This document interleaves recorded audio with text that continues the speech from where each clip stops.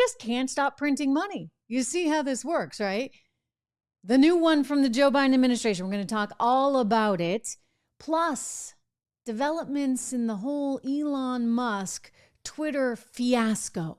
I say that fiasco now because this deal is just getting crazier and crazier and crazier. They're going to court, by the way, in October, so stay tuned for that. But there's a new wrinkle in all of this that some believe may actually help Elon Musk get out of the whole thing. We shall see. Hello, welcome back. It's great to have you here, everyone. I'm Trish Regan. This is the Trish Regan Show. Portions of today's program are brought to you by Legacy Precious Metals. There's never been a better time to invest in precious metals than right now. So go to legacypminvestments.com for more. Again, legacypminvestments.com or call 1-866-589-0560.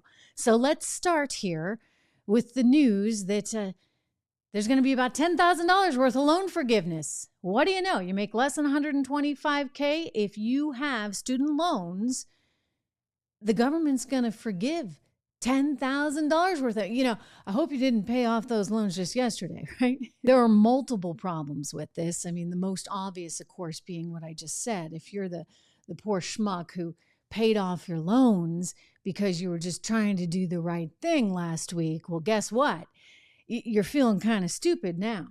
I will point out that this is not going to be enough as far as people are concerned because Joe Biden had promised $50,000 and his base wanted a $50,000 loan forgiveness. So $10,000 is not really going to cut it, but he's going to be able to go out on the campaign trail and say, see, I gave you that. I gave you that. Gave being the operative word. Look, we got a real mess on our hands as a country. Taxpayers are on the hook for this. Effectively, you're talking about $1.7 trillion worth of outstanding student loan debt.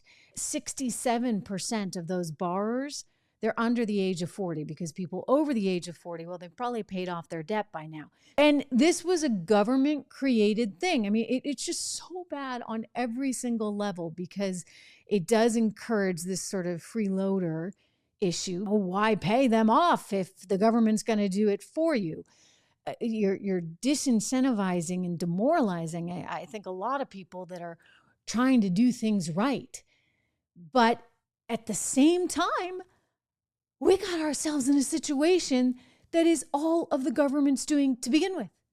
Because the government somehow thought that it was a brilliant idea to send everyone to college, regardless of whether or not they were really cut out for an academic career or not. Well, everybody had to go to college.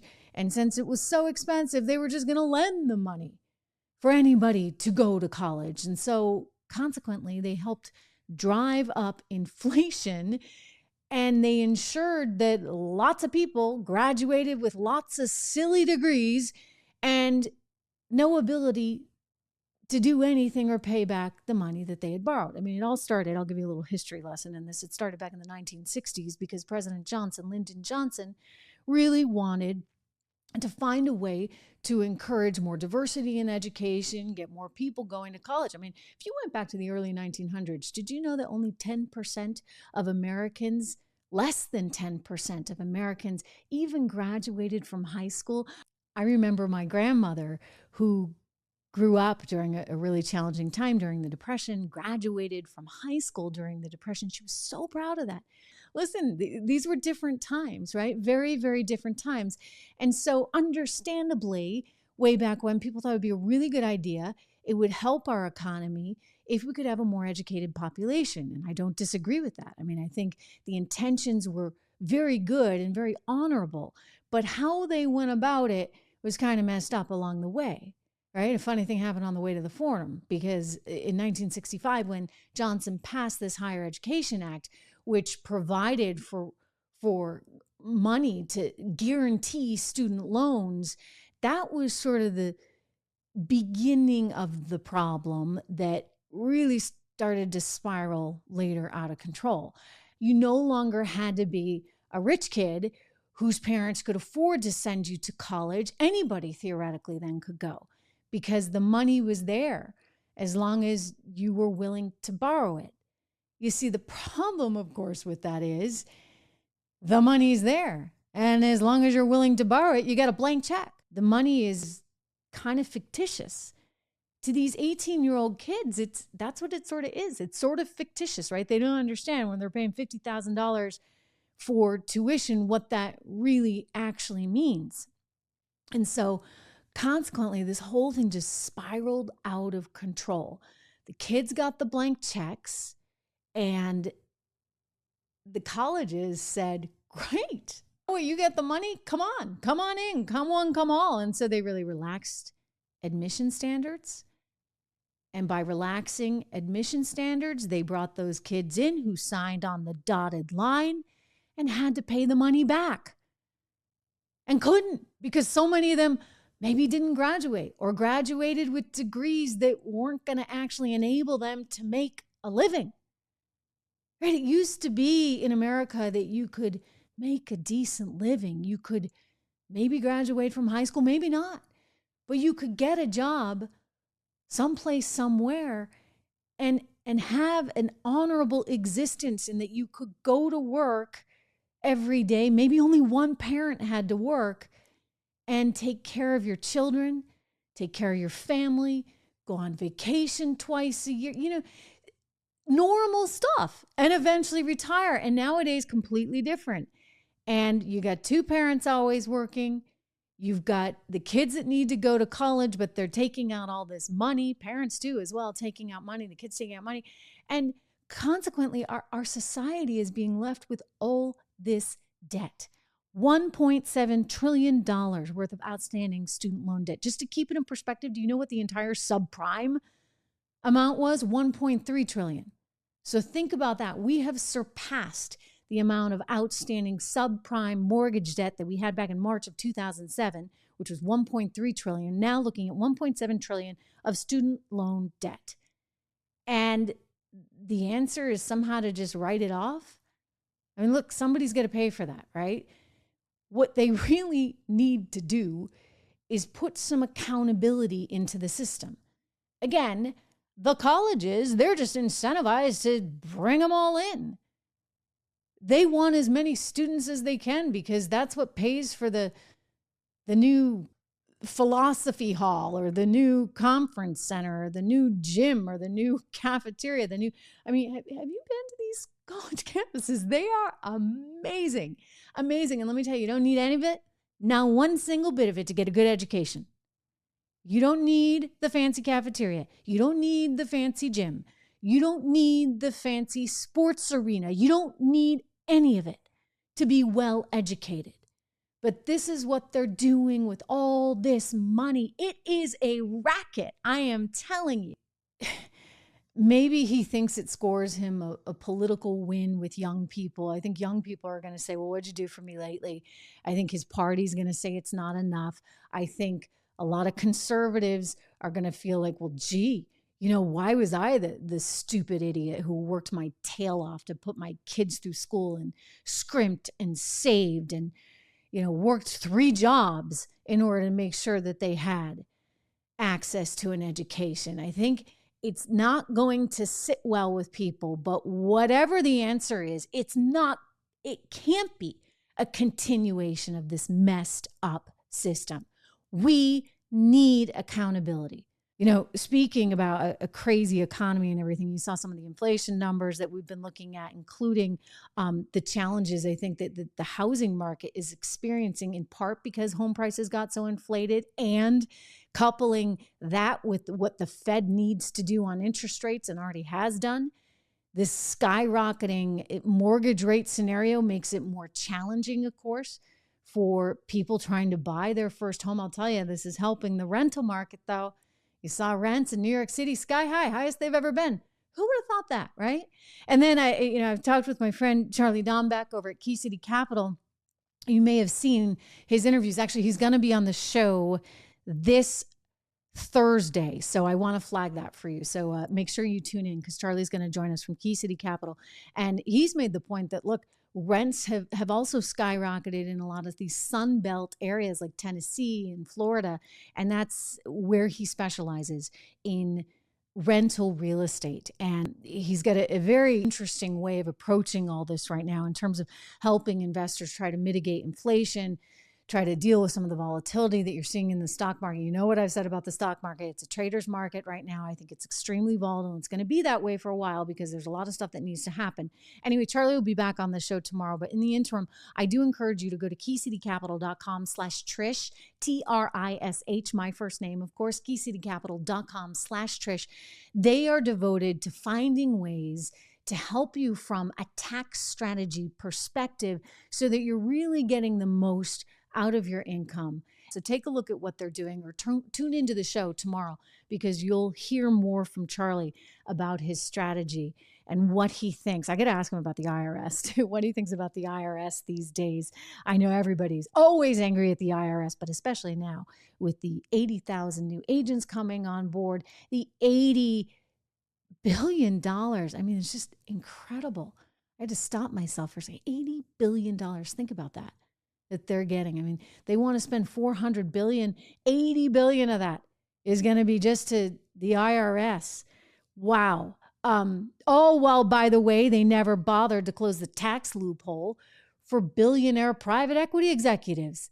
Go figure.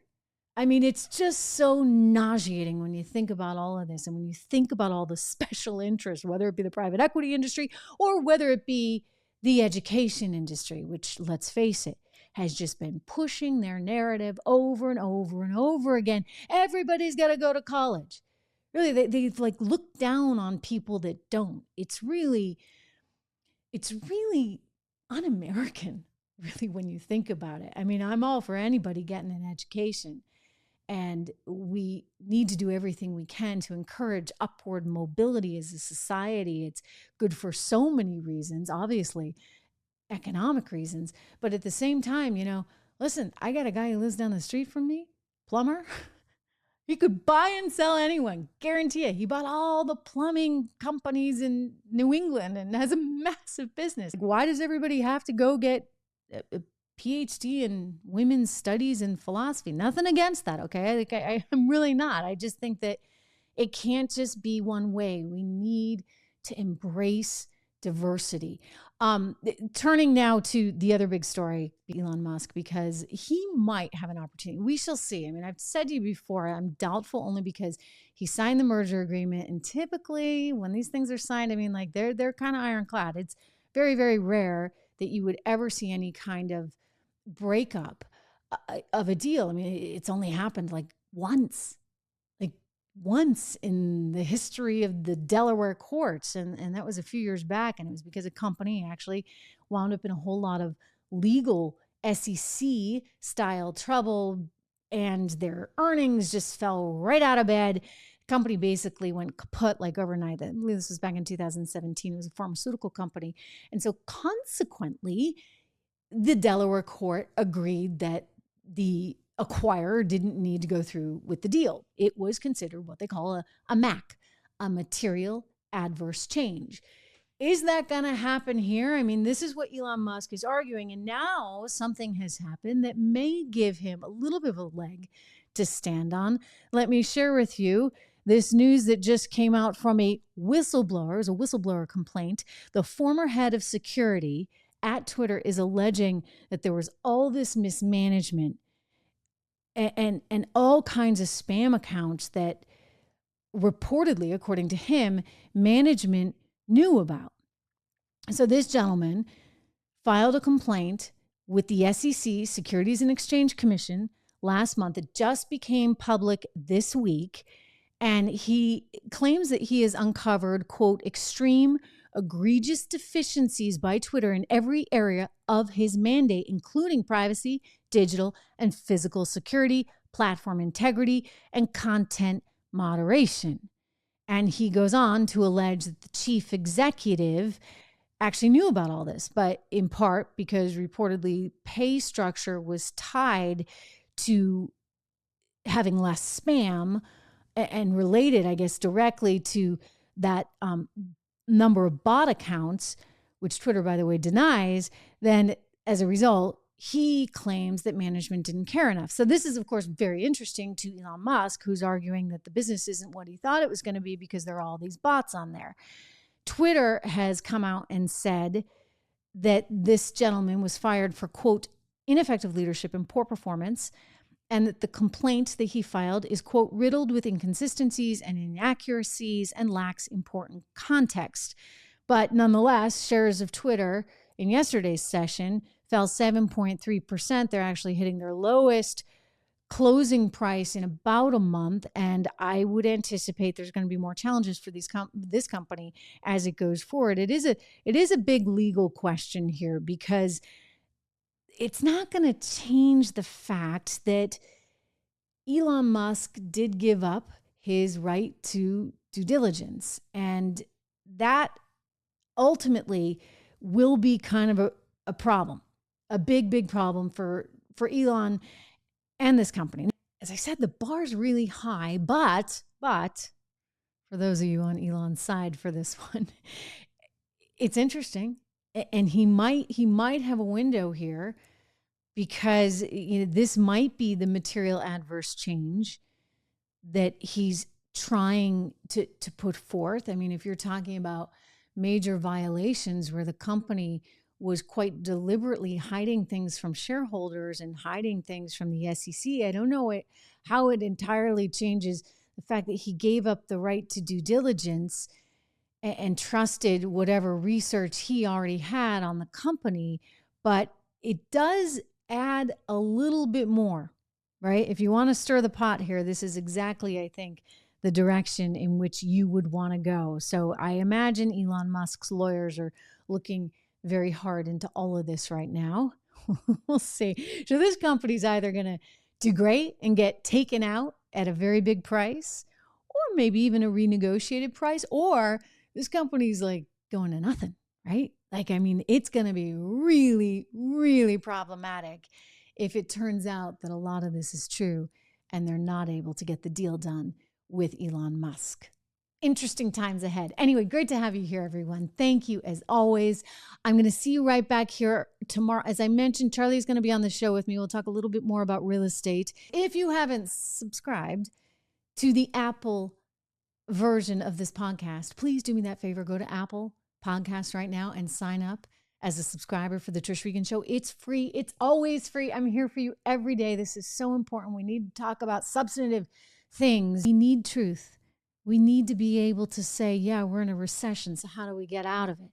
We need to be able to say we're not just going to give away thousands of dollars to anybody who makes less than $125K because the government screwed up way back when. And then, by the way, so did they. I mean, there's so much out there. And so it's really important that you subscribe, and I'll see you back here tomorrow.